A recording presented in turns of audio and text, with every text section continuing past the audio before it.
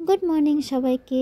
সবাই কেমন আছে? আশা করি সবাই খুব ভালো আছো। আমরাও কিন্তু ভালো আছি। তো দেখো, আমরা কিন্তু সকালে এখন বাজে হচ্ছে 11:30। তো সকালে চাটা খাওয়ার পরে মেয়েরকে দুধ খাওয়ানোর পরে আমরা কিন্তু বেরিয়েছি একটুখানি। কেন কি এর আগেও আমি একদিন গেছিলাম ফোনের দোকানে, তো তখনও ফোনের দোকানটা বন্ধ ছিল, তো আমার কোনো কাজ হয়নি।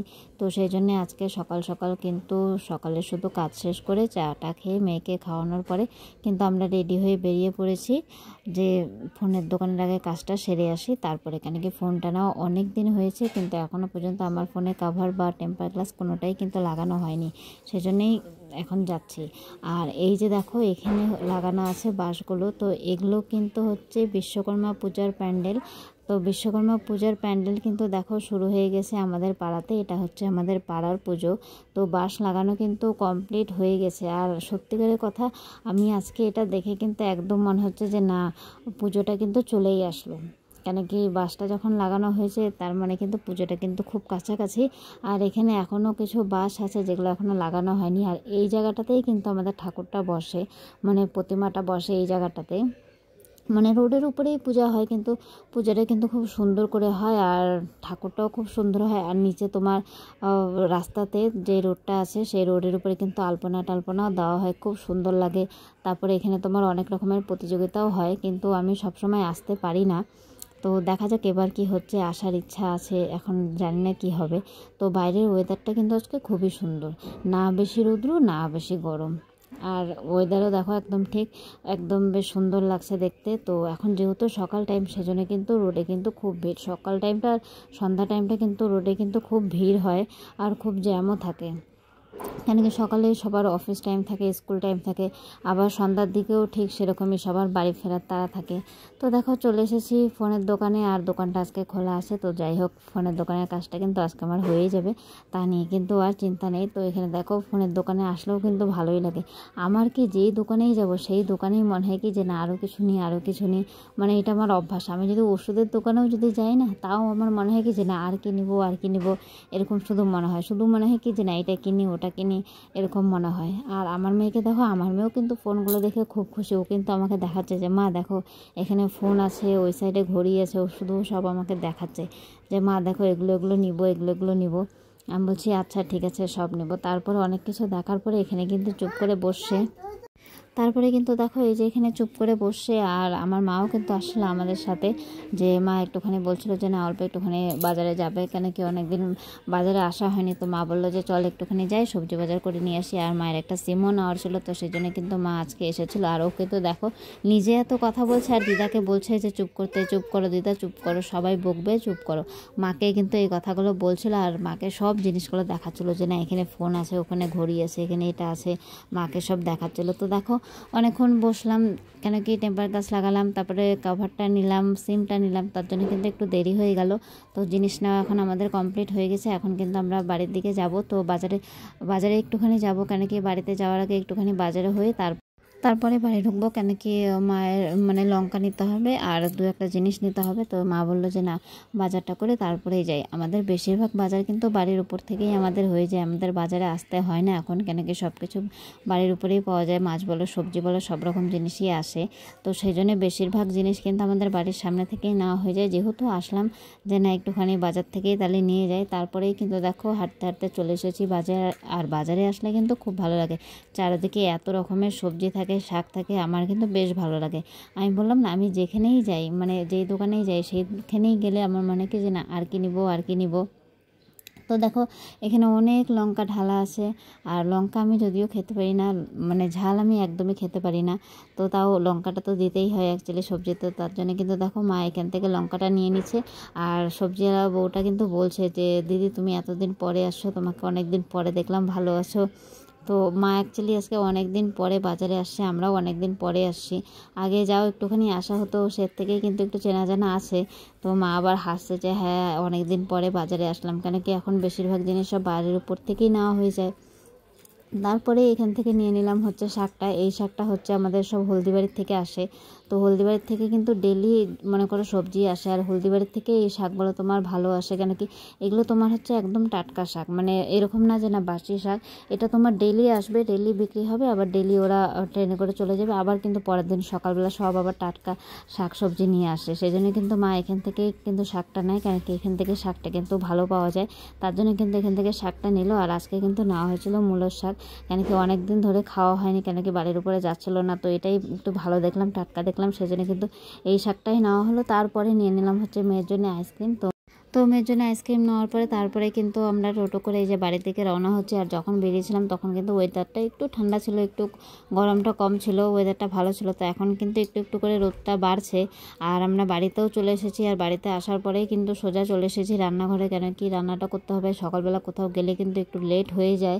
তো প্রায় কিন্তু আমাদের বাড়ি আসতে কিন্তু 12:30 আপ হয়ে গেছে, তো সেই জন্য কিন্তু এখন খুব তাড়াতাড়ি করে রান্নাটা করতে লাগবে, কেন কি দেরি হয়ে যাচ্ছে, মেয়েকে খাওয়াতে হবে। তো দেখো শাকটা কিন্তু আমার হয়েই আছে, আর আজকে কিন্তু অনেকদিন পরে আমাদের এই শাকটা হলো। তো যাই হোক, আমার কিন্তু খুব ভালোই লাগছে, আর শাক পাতা কিন্তু ভালোই লাগে, আমাদের বাড়িতে সবাই খুব পছন্দ করে, আর বিশেষ করে পঙ্কজ কিন্তু খুব ভালোবাসে শাক খেতে।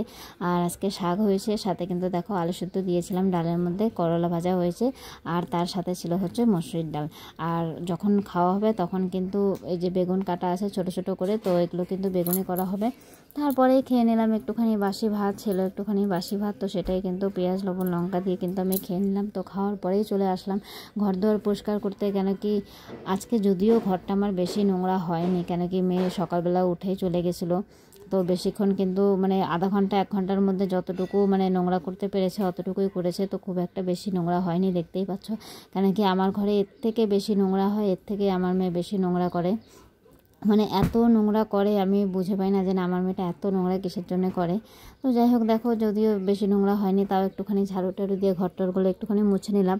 মুছার পরে কিন্তু দেখো শাকটাগুলো হয়ে গেছিলো, তো ভাবলাম যে না এটাকে আগে বাটিতে উঠিয়ে সব একদিকে রেডি করে রেখে দিই, তাহলে একদিক করে কাজটা কিন্তু হয়ে যাবে। তো এদিকে রান্নার পর্ব কিন্তু শেষ হয়ে গেছে, শুধু বেগুনিটা করতে হবে। তো মেয়েকে স্নান করাবো, মেয়েকে স্নান করানোর পরে তারপরে কিন্তু বেগুনিটা করব। আর স্নানের আগে কিন্তু মেয়েকে একটুখানি মাথায় তেলটা দিয়ে দিচ্ছিলাম, কেন কি বাচ্চা মানুষ মাথায় তেল দিয়ে স্নান করলে ভালো হয়, কেন কি এখন খুব গরম, তো তার জন্য কিন্তু স্নানের পরে এখন তেল দিচ্ছি না, কেন কি স্নানের পরে তেলটা দিলে মাথায় একটুখানি চিপচিপ করে, সেজন্য কিন্তু আগেই আমি ভালো করে তেলটা দিয়ে দিচ্ছি।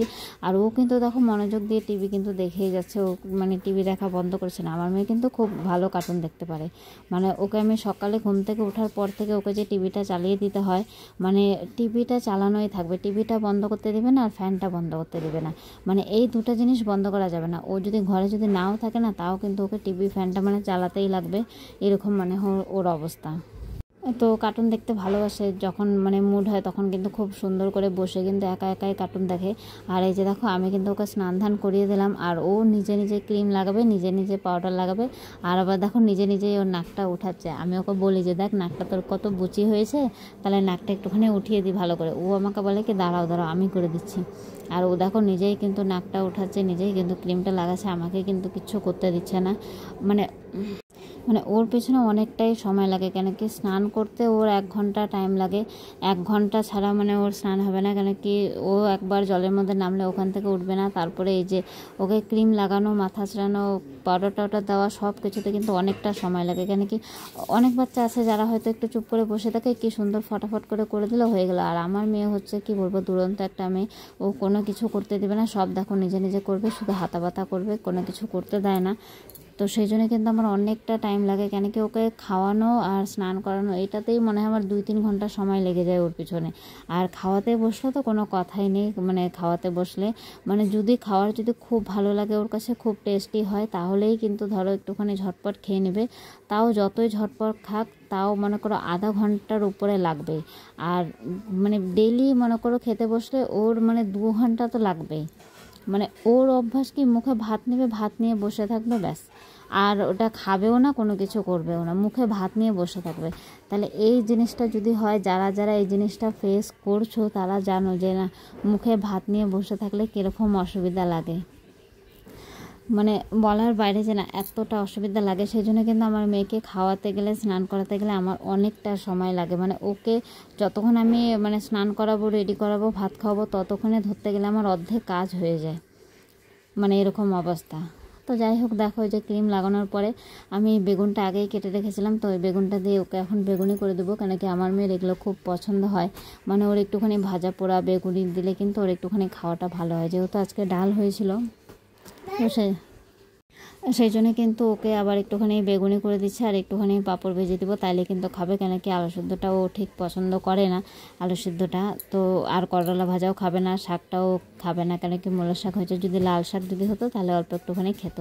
তো যাই হোক দেখো, এই যে বেগুনিটা কিন্তু আমি ছোট ছোট করে কেটে নিয়েছিলাম বেগুনটা, কেন কি ছোট ছোট করে কেটে নিলে তাহলে আমার একটু ভাজতে সুবিধা হয়। তো এই যে দেখো বেগুনটা কিন্তু ভাজা হয়ে যাচ্ছে, আর এরপরেই কিন্তু আমি ভেজে নিব পাঁপড়টা। তোমাদের কাদের কাদের ভালো লাগে ডালের সাথে বেগুনি পাঁপড় ভাজা আমাকে কিন্তু জানিও, আমার কিন্তু খুব ভালো লাগে এইসব খাবার। আজকে খাওয়াটা কিন্তু খুব ভালো হবে, ডাল আছে, বেগুনি আছে, পাঁপড় ভাজা আছে, তারপরে হচ্ছে করলা ভাজা, আলু সিদ্ধ সব কিছু আছে, সব কিছু দিয়ে খাওয়াটা কিন্তু আজকে বেশ জমে যাবে। এরকম খাওয়া হলে কিন্তু সাদামাটা খাওয়া কিন্তু আমার কিন্তু বেশ ভালো লাগে। তো আজকে এই পাঁপড়গুলো কিন্তু খুবই ছোট, মানে আজকে এই পাঁপড়টা কিন্তু আমরা যখন বাজার থেকে আসছিলাম তখন কিন্তু নিয়ে আসছিলাম, তো পাঁপড়গুলো কিন্তু খুবই ছোট, তো আমার কিন্তু একদম অতটা ভালো লাগলো না পাঁপড়গুলো। এর থেকে একটুখানি বড় সাইজের যেটা আছে সেটাই কিন্তু আমার খুব ভালো লাগে। আর এই যে দেখো আমাদের মহারানী কিন্তু বসেছে খেতে, আর এখন যে কত ঘন্টা যে লাগাবে খাওয়ার জন্যে সেটা বলার বাইরে, যে না কত ঘন্টা ও লাগাবে খাওয়ার জন্যে। তো মেয়েকে খাওয়াবো, মেয়েকে খাওয়ানোর পরে তারপরে কিন্তু আমি স্নানে যাব, আর মেয়ের খাওয়ার পরে তারপরে কিন্তু দেখো আমি স্নান করেও চলে আসছি।